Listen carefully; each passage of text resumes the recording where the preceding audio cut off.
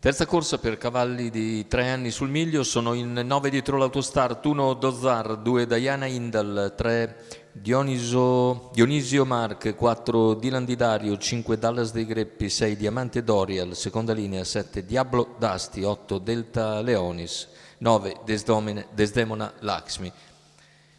In chiusura i più appoggiati sono Diana Indal, Dallas dei Greppi e Diablo Dasti, corsa molto equilibrata. In partenza la rottura di Dallas dei Greppi, mentre si avvantaggia Dylan Di Dario che va a condurre 5 Dallas dei confronti Greppi, di Dozar. Diana Indal cerca posizione alla corda, intanto sbaglia numero 1 Dozar squalificato, e sbaglia anche Diana Indal, e così in seconda posizione si ritrova Dionisio. Numero 2 Diana Indal squalificato.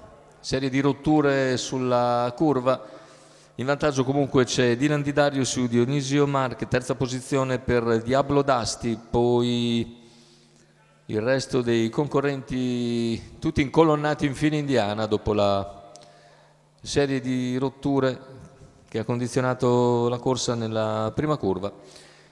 Sono trascorsi in 31,2 i primi 400 metri di gara, con situazione tattica che non cambia. Dylan Di Dario leader su Dionisio Mark, Diablo Dasti in quarta posizione, segue Delta Leonis davanti a Desdemona Lakshmi, ancora Diamante Dorial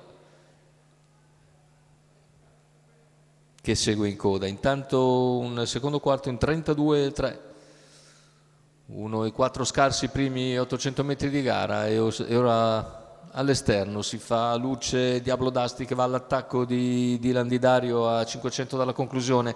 I due prendono vantaggio nei confronti di Dionisio Mark, che rimane comunque non discosto dai due a 400 dal palo. Il parziale più veloce in 14,5, insiste all'esterno Diablo Dasti ma ribatte bene Dylan Di Dario a metà della piegata. I due ancora alle prese, quasi perfettamente apparigliati, anche se ha ripreso qualcosa di vantaggio Dylan Di Dario. A contatto rimane Dionisio Mark, retta d'arrivo con Dylan Di Dario che cerca di darsela a gambe. Dylan Di Dario nel finale prende vantaggio e viene a concludere netto vincitore Dylan Di Dario, e Filippo Monti secondo posto per Dionisio Mark che precede Diablo Dasti. 1,17,2 il ragguaglio conclusivo, 34 a chiudere. La vittoria per l'allievo di Lorenzo Baldi, Filippo Monti in sediolo. In percorso di testa Dylan Di Dario porta a casa una netta affermazione.